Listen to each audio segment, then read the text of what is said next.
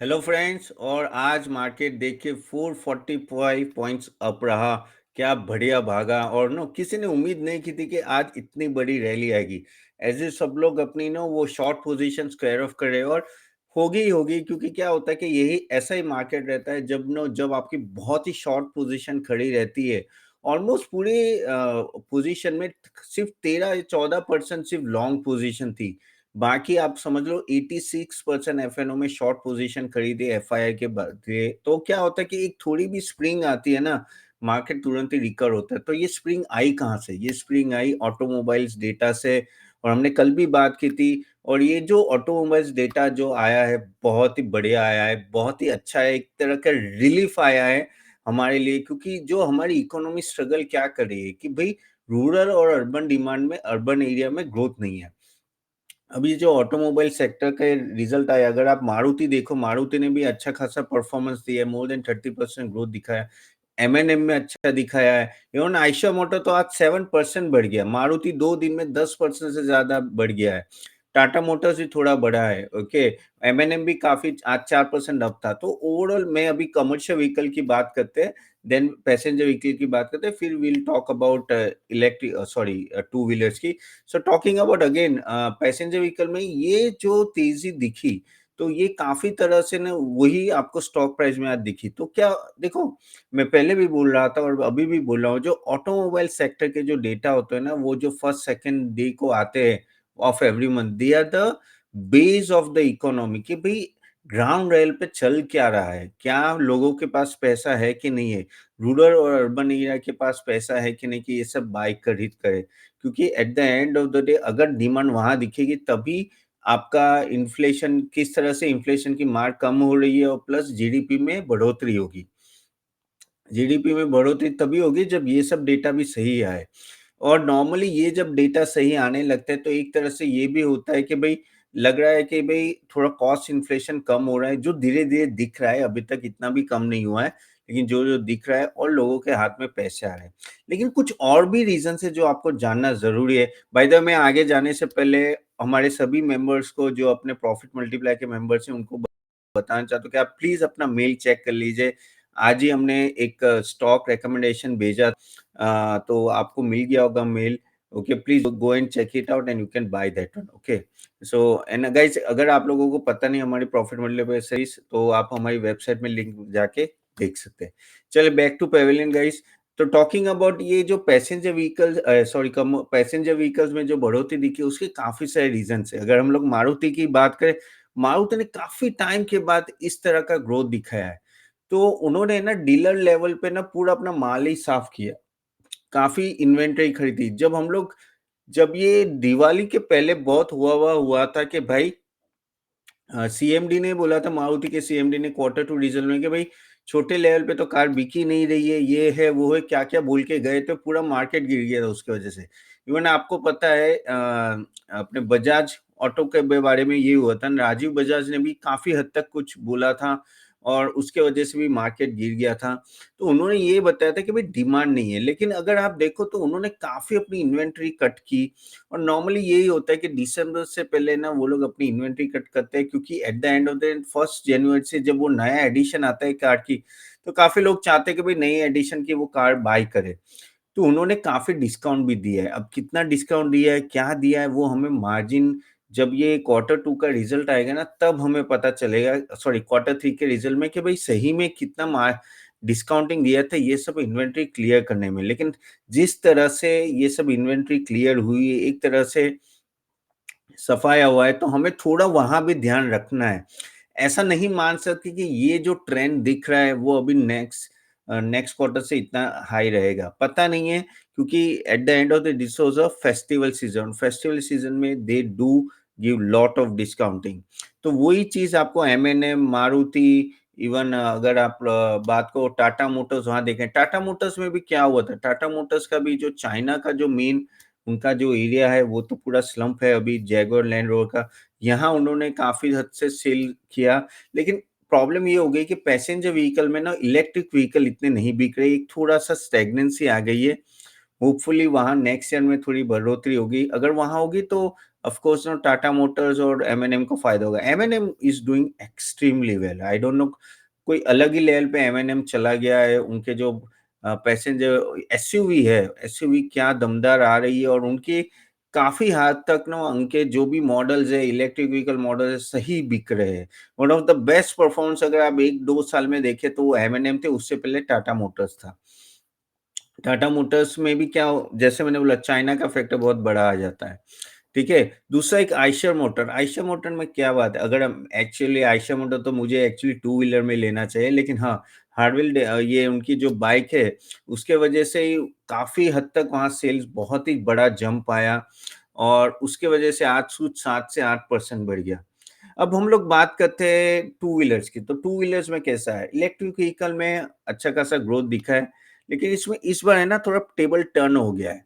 ओला electric का cell बहुत खराब आया, ओला इलेक्ट्रिक का तो ऑलमोस्ट 50% डाउन था, जबकि टीवीएस मोटर हीरो होंडा का इतना कुछ खास नहीं था। टीवीएस मोटर ने बाजी मार ली, इवन बजाज ऑटो ने भी ठीक-ठाक अच्छा खासा ग्रोथ दिखा। आई थिंक 60-70% ग्रोथ है। इलेक्ट्रिक व्हीकल की बात करूँ मैं, टोटल टू व्हीलर की बात नहीं कर रहा हूँ। टीवीएस मोटर ने भी बहुत अच्छा दिखा है। इसलिए आप देखो ओला इलेक्ट्रिक भी कितना गिरा हुआ है। ओला इलेक्ट्रिक अगर आप देखो तो ऑलमोस्ट अपने हाई से 45 टू 46% गिरा हुआ है। टीवीएस मोटर एक ऐसा स्टॉक है जो सिर्फ 15% गिरा हुआ है। आयशर मोटर ने तो अपना almost all time high touch कर रहा है अभी वो। ओके, जब हम लोग हीरो मोटर भी 31%, उसका भी इतना वॉल्यूम ग्रोथ नहीं हुआ है। लेकिन जैसे मैं बोल रहा हूँ कि अगर कंजम्पशन बढ़ता है, तो यहाँ एक आप रिवर्स ट्रेंड देख सकते हो। ओला इलेक्ट्रिक ने ये अनाउंस में भी किया था कि भई हम लोग 4600 स्टेशन खोल रहे हैं, और नो काफ़ी सर्विस स्टेशन भी ओपन हो रहे हैं। तो लेट्स सी क्या करते हैं, लेकिन हाँ, अगर अगर मैं टू व्हीलर में भी देखूँ ना, तो बाज़ी तो of course TVS motor I think hands up यार, from last 2 years no TVS motors ने जिस तरह से परफॉर्मेंस दिया है, किसी ने नहीं दिया है, ओके? और वही वही दिख रहा है आपको स्टॉक प्राइस में। अगर आप 5 साल का भी अगर हम लोग रिटर्न देखें, टीवीएस मोटर का 3 साल का भी रिटर्न देखें ना, और 56% से सीएजीआर से ग्रोथ किया है। अब जबकि हम लोग मारुति और इन सब की बात करें, मारुति भी ऑलमोस्ट 13% ही डाउन है टॉप से। एम&एम ने तो ऑलमोस्ट अपना ऑल टाइम हाई टच कर लिया है। टाटा मोटर काफ़ी डाउन है।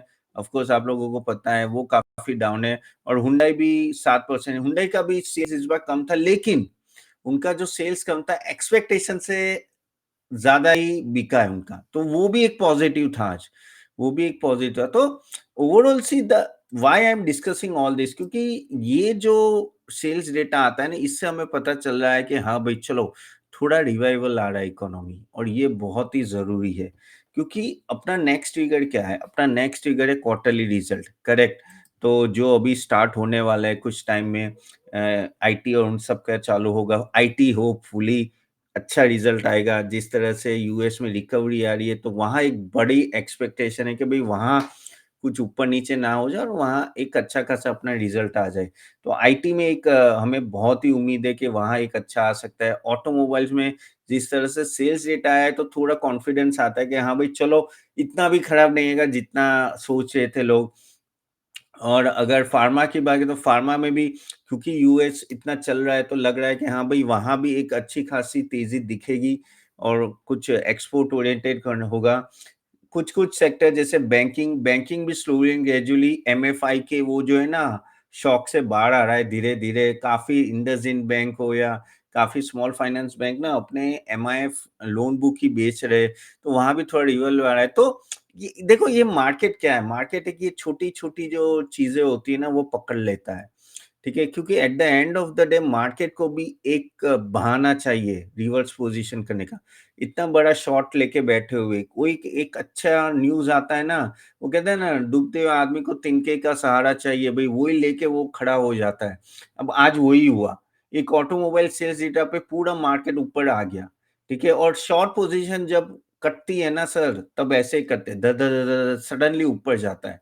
क्योंकि जिस तरह से पोज़ीशन खड़ी होती है ना, और देखो हम रिटेल इन्वेस्टर को तो चलो ये सब में होता नहीं है, लेकिन एफएनओ जो एफएन वाले भैया होते हैं, और वो जो खेलते रहते हैं बिग एफआई, उनके लिए ये बहुत बड़े उनको लिए ये पोजीशन कट करने की बहुत ज़रूरत होती है। तो उनके वजह से ना ये मार्केट में रिकवरी आती है। तो क्या ये सस्टेनेबल है? वेल, ऐसा कह नहीं सकते, लेकिन एक बुलिशनेस आया है।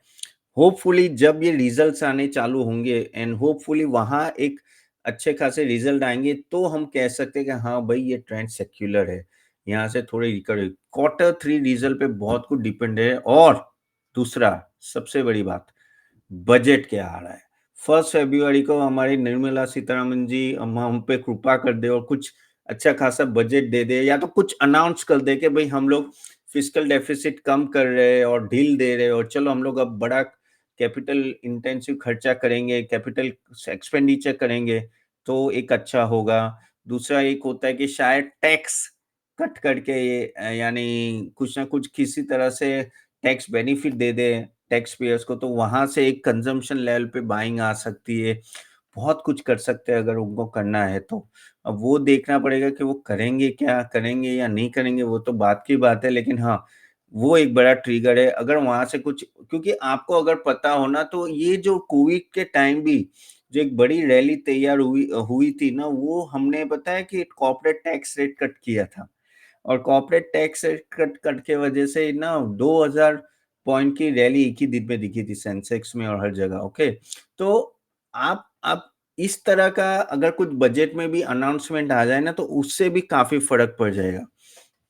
तो एज ए इन्वेस्टर आपको करना क्या है यार? एज ए इन्वेस्टर तो काफी आपके पास अभी स्कोप है। ये 400 पॉइंट बढ़ गया तो उसका मतलब ये नहीं कि अभी इन्वेस्ट नहीं करना, आप तो करना ही चाहिए। और ये तो मैं बोलते ही जा रहा हूँ कि at every dip bite. Okay, क्योंकि एट द एंड देखो, हम भी जब रिकमेंडेशंस देते हैं, जैसे हमने भी जैसे आज रिकमेंड दिया, और नॉर्मली भी हम लोग ये हर एक डीप में हम लोग रिकमेंडेशन देते रहते हैं, तो ये देखते ही रहते हैं कि भाई कौन से लेवल पे क्या अच्छे क्वालिटी स्टॉक्स अवेलेबल है। काफी सारे सेक्टर अच्छे चल रहे हैं, तो वहाँ आप ध्यान दे सकते हो। ऑफ कोर्स मैं स्टॉक के नाम नहीं दे सकता हूँ, because no we are invested in that stock and SEBI ना बोलती है, लेकिन यस, जैसे मैंने बोला, आप चाहे तो हमारा वो सेशन अटेंड कर सकते हैं। लिंक नीचे दी गई होगी वो वर्कशॉप की, वहाँ आपको पता चलेगा। एंड बाय द वे, अगर आपको हमारा वीडियो लाइक हो रहा है तो do like it, share it to everyone and do subscribe to our channel without fail ना भाई। बोलना पड़ता है at the end of the day, तो ही सब्सक्राइबर बढ़ते हैं। एंड आपके कोई क्वेश्चन है प्लीज दिखे। हाँ, या मुझे बहुत सारे क्वेश्चन आए, मैं क्वेश्चन आंसर अभी लूंगा। मैंने सोचा कि चलो 10-15 मिनट जरा बात कर ले मार्केट के बारे में क्या है। और ऑटोमोबाइल ने चलो आज सबका दिल जीत लिया, और एक तरह से कहते हैं कि रिलीफ आया कि चलो कुछ एक कोई कहीं तो सही जा रहा है। कहीं तो, क्योंकि क्या हुआ था कि ये चालू होने से पहले, ये डेटा आने से पहले ऐसी बात चल रही थी कि क्वार्टर 3 के रिजल्ट बहुत खराब आएंगे। शायद आ भी सकते हैं, वी डोंट नो, अभी तो रिजल्ट सीजन चालू नहीं हुआ है तो बोल नहीं सकते हैं। लेकिन कहते हैं ना कि वो वही है कि वो खबाड़ा माहौल में एक अच्छी न्यूज़ आएगी, इसलिए एक थोड़ी रिकवरी आ गई। लेकिन ये पूरा रेंज में ही घूम रहा है। ओके, 23,300 से 24,700 तक बीच में घूमता रहता है। ऐसे ब्रेक नहीं हो रहा है, ऊपर-नीचे ब्रेक नहीं हो रहा है, और वो कभी होगा जब एक डायरेक्शन आएगा कि हाँ भाई, इस तरफ जाना है, इस तरफ नहीं है, तभी ये ब्रेक होगा। तो ये तो आपको क्या ऑटोमोबाइल सेक्टर में डालना चाहिए, एक क्वेश्चन होगा। तो मेरे हिसाब से ये रिकवरी मोड शायद चालू रह सकता है। ये वन ऑफ तो मुझे नहीं लगता है कि ये वन ऑफ होगा।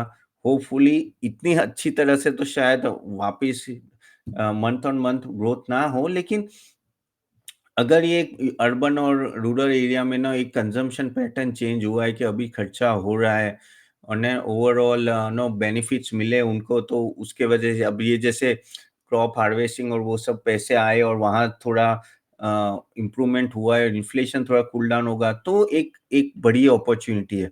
और मैं तो ये बोलता ही रहता हूँ, कोई भी अगर आप over the years automobile sector की बात करें, ओवर द इन लोग ऑटोमोबाइल कंपनी ने बहुत अच्छा रिटर्न दिया है। Nothing wrong in automobile stocks guys, no, आप 100% सोच सकते हो। At every dip a good level of stock is a good to buy, nothing nothing wrong in that. तो okay, please please do your own research, बाद में invest करना, मेरे बोलने पे मत कर लेना। बट हाँ, I am overall I think this may be little bit a change in the pattern. तो ये पैटर्न से जो चेंज हुआ, आई थिंक यहाँ से कैपिटलाइज होगा, और यहाँ से और आगे भी हम लोग जा सकते हैं। चलिए अभी क्वेश्चन आंसर ले लेते हैं, क्योंकि आपके बहुत सारे क्वेश्चंस आए हैं, तो मैं वो देख लेता हूँ। चलो, तो पहला क्वेश्चन आया है अ, पंकज जैन का कि sir what do you mean they stay away from the metal stocks for long term. अच्छा, ये क्वेश्चन इसलिए आया क्योंकि कल मैंने मेटल स्टॉक पे बनाया था कि किस तरह से टाटा स्टील और हिंडाल्को या कोल इंडिया ले लो या जीएमडीसी ले लो, जो भी एनएमडीसी ले लो, इन लोगों ने इतना परफ़ॉर्म ही नहीं किया है काफ़ी टाइम से।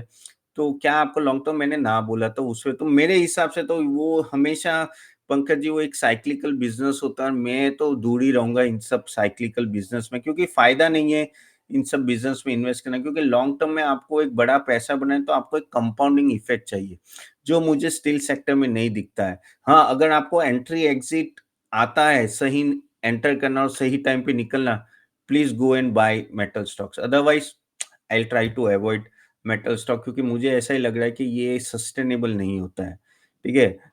विजय गेवाड़ी 66 please make video on Bikaji foods 100% मैं ट्राई करूँगा Vijay ji. By the way अगर आपके पास बीकाजी स्टॉक है, मैं एक बार ओपन कर लूँ, तो मेरे हिसाब से ये स्टॉक मैं आपको एटलीस्ट इतना तो बोल सकता हूँ कि क्या करना चाहिए इन सब स्टॉक में। ओवरऑल अगर आप ये देखो ये स्टॉक मेरे हिसाब से तो बिकॉज़ एफएमसीजी थोड़ा डाउन है, ये अपने लेवल से भी 25% डाउन है। ओके, ओवरऑल अगर मैं प्रॉफिट ग्रोथ और वो सब देखूँ तो ठीक-ठाक है, अच्छा है, कोई खराब नहीं है। पिछले 3 साल से 21% का ग्रोथ दिया है, कंपाउंडेड प्रॉफिट ग्रोथ भी 44% है। ओके, आरओई, आरओसी सब सही है ओके और डिसेंट डिसेंट ग्रोथ है और मेरे हिसाब से ना ये इन्फ्लेशन की मार है, ये थोड़ा चेंज होगा ना सर, आप बने रहो इस स्टॉक में।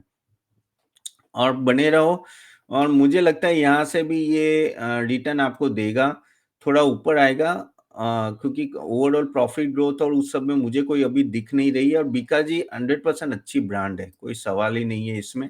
अभी क्या है कि सभी एफएमसीजी स्टॉक्स डाउन है, तो ये भी डाउन है, लेकिन मेरे हिसाब से आपको ये स्टॉक में बने रहना चाहिए and then you can think again do your own research before investing. Then Debashish Mohanty 6556 बोले वीडियो एजुकेटिव वीडियो सर वो बैंक्स रिव्यू मैंने किया था उसके बारे में थैंक यू देबाशीष जी। देबाशीष मोहंती बोले कि love your videos do in Hindi also तो हाँ देबाशीष मोहंती आपकी बात सुन ली इसलिए तो अभी हिंदी में कर रहे हैं हम लोग पहले मैं इंग्लिश में करता था अभी 3-4 वीडियो से मैंने हिंदी में किया है क्योंकि मुझे काफी नो लोगों ने बोला कि प्लीज हिंदी में बनाए तो that's why I started making video in Hindi okay then Sanjeev Hegde बोले कि please make a video on advance enzyme technology मैं एक बार देख लेता हूँ आपको भी गाइस अगर आपको कोई अपना स्टॉक एनालाइज करना है तो प्लीज आप जैसे मैंने बोला ना आप टाइप करके भेज सकते हैं I try to cover it अब ये स्टॉक तो देखिए क्या गिरा हुआ है बहुत ही गिरा हुआ है ओवरऑल ये अगर मैं स्टॉक की बात करूं तो ये ऑलमोस्ट अपने अपने टॉप से भी ऑलमोस्ट 37% डाउन है करेक्ट एंड अगर मैं ओवरऑल प्रॉफिट ग्रोथ कुछ है नहीं सेल्स ग्रोथ कुछ है नहीं यार 10 साल का 10% का ग्रोथ है सेल्स और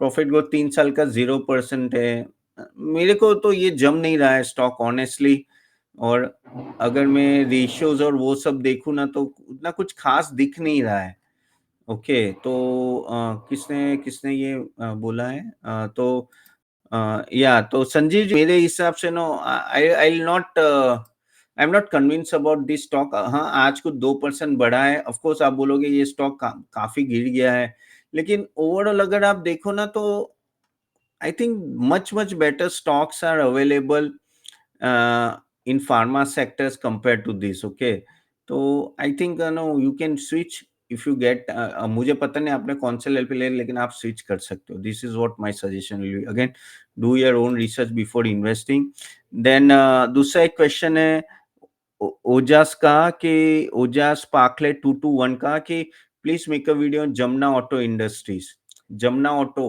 so let me take that so let me open that Jamuna auto so talking about Jamuna auto industry guys मैं फंडामेंटल देखता हूँ मैं ज़्यादा टेक्निकल नहीं देखता हूँ सो फंडामेंटल लॉन्ग टर्म के हिसाब से मैं आपको बताऊंगा कि क्या है तो ओवरऑल ऑफ कोर्स ये आपको पता है ऑटो एंसिलरी कंपनीज है और नो ये काफ़ी गिर चुका है अपने टॉप से तो ऑलमोस्ट अगर हम लोग बात करें तो 31% ये गिरा हुआ है ठीक है और इसका रिटर्न रिटर्न इन्हें कुछ खास दिया ही नहीं है पीछे 3-5 साल से ओके 3 साल से तो कुछ रिटर्न ही नहीं है ओवरऑल नीचे रहा है प्रॉफिट ग्रोथ ठीक है इतना खराब नहीं है सेल्स ग्रोथ भी ठीक है प्रॉफिट ग्रोथ लेकिन प्रॉब्लम वही है कि ये स्टॉक इतना भाग चुका था ना पहले ही, तो उसके वजह से ये यही होता है कि आपका जब एक एक समय पे 2020 पे ये 70 110 के पी पे घूम रहा था, 118 के पी में, अभी ये अराउंड 19 का पी पे घूम रहा है।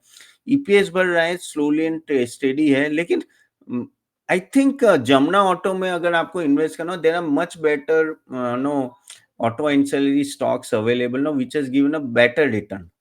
तो आप सोच सकते हो स्विच होने का। किसने क्वेश्चन पूछा है? ओजास पाखे पालखे 221 का कोई better basically auto ancillary stock, of course मैं नाम नहीं दे सकता, अगर आप चाहो तो हमारे सर्विस ले सकते हो, हमने वहाँ कुछ ऑटो एंसिलरी स्टॉक्स के रिकमेंडेशन भी दिए। बट यस, आप मेरे हिसाब से I think no, I will not stay in Jamuna auto long. अगर ये स्टॉक थोड़ा ऊपर आता है, मेरे प्राइस पे आता है, तो I try to switch some better stock. Okay, चले, so thank you very much guys, यहाँ तक रखते हैं, नेक्स्ट टाइम मिलते हैं, कल मिलते हैं, और आपके क्वेश्चंस भी ले लूंगा मैं, और होप आपको ये वीडियो अच्छा लगा। कल हम लोग एक काम करेंगे, I try to have a live video, I am not promising, but होगा तो पक्का आपको नोटिफिकेशन में, इसलिए आप बेल आइकॉन जरूर दबा देना और सब्सक्राइब कर देना चैनल को। ओके, चले, तो thank you very much guys, and I see you soon next time. Bye bye.